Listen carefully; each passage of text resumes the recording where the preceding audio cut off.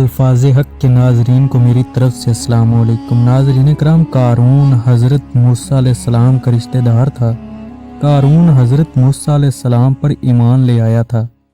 اس نے آپ کا دین بھی قبول کر لیا۔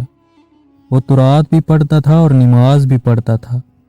قارون دراصل ایک کمزور عقیدے کا مالک اور ریاکار انسان تھا۔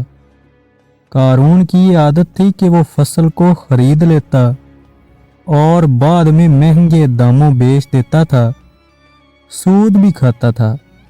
قارون دراصل ایک دولت پرست انسان تھا۔ اسے دولت جمع کرنے کا، بڑے بڑے محل بنانے کا اور عشرت میں زندگی گزارنے کا شوق تھا۔ اس نے ایک بہت بڑا محل تعمیر کروایا جس کی دیواریں سونے کی تھی۔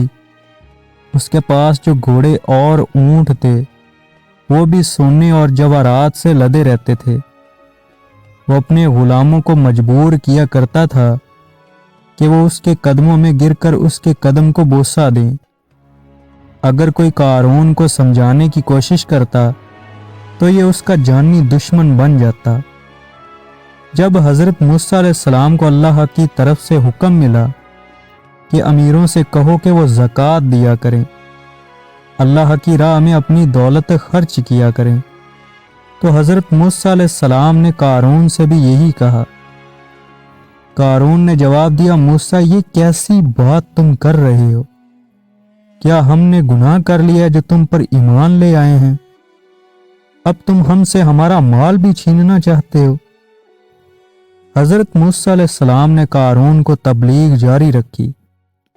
قارون حضرت موسیٰ علیہ السلام کا جانی دشمن بن گیا اور آپ پر تہمت لگانے لگا۔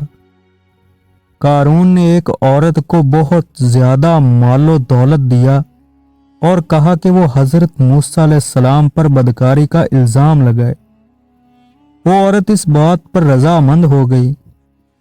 حضرت موسیٰ علیہ السلام مجمع میں کھڑے تبلیغ کر رہے تھے تو قارون وہاں پہنچا اور کہا، اے موسیٰ، آپ لوگوں کو تبلیغ کر رہے ہیں جبکہ آپ خود بدکاری کر چکے ہیں۔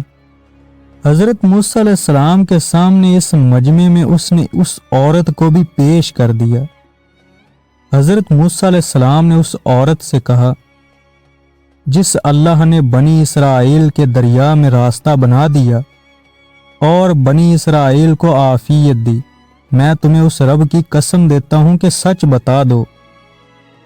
حضرت موسیٰ علیہ السلام کے رعب اور جلال سے وہ عورت سہم گئی۔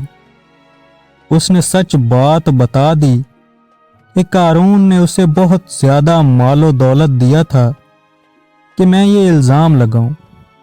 حضرت موسیٰ علیہ السلام نے اللہ تعالیٰ کا شکر ادا کیا اور سجدے کی حالت میں اللہ سے دعا کی، اے اللہ، قارون پر اپنا قہر اور غضب نازل فرما۔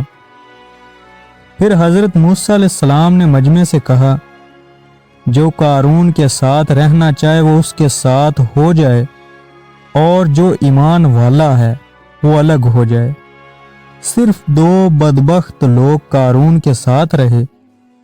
حضرت موسیٰ علیہ السلام نے زمین سے کہا کہ اے زمین، قارون کو پکڑ لے۔ زمین نے قارون کو گھٹنوں تک اندر دھنسا دیا۔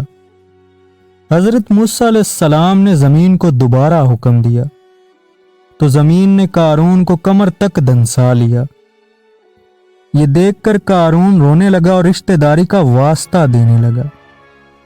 قارون کے ساتھ جو دو بدبخت تھے وہ لوگوں سے کہنے لگے کہ حضرت موسیٰ علیہ السلام قارون کو زمین میں اس لیے دھنسا رہے ہیں تاکہ یہ ان کی جائیداد اور محل پر قبضہ کر سکیں۔ حضرت موسیٰ علیہ السلام نے دعا کی تو قارون کا محل اور خزانہ بھی زمین کے اندر دھنس گیا۔ ناظرین، غرور اور تکبر اللہ تعالیٰ کی نافرمانیوں کا اکثر یہی نتیجہ نکلا کرتا ہے۔